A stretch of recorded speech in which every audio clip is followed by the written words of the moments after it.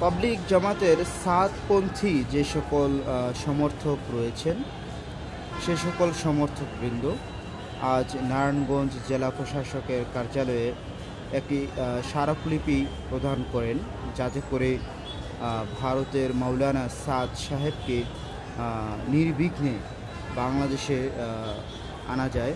সেজন্য কিন্তু আপনারা দেখতে পাচ্ছেন নারায়ণগঞ্জ জেলা প্রশাসকের কার্যালয়ের সামনে থেকে এখন কিন্তু যে সকল মানুষেরা এসেছিল তারা কিন্তু স্মারকলিপি প্রদান করে ইতিমধ্যেই তারা রাজপথের দিকে যাচ্ছেন। যতটুকু আমরা সংবাদ পেয়েছি, তারা আদমজির পাওয়ার হাউস স্টেশনের দিকে অগ্রসর হতে পারেন বলে আমরা জানতে পেরেছি।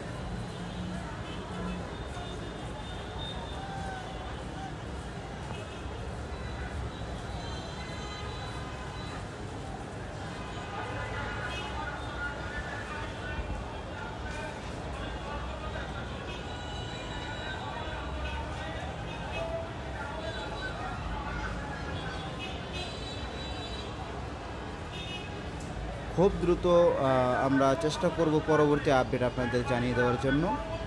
আপনারা অবশ্যই আমাদের সঙ্গে থাকবেন এবং দৈনিক আলো জগৎকে সাবস্ক্রাইব করবেন।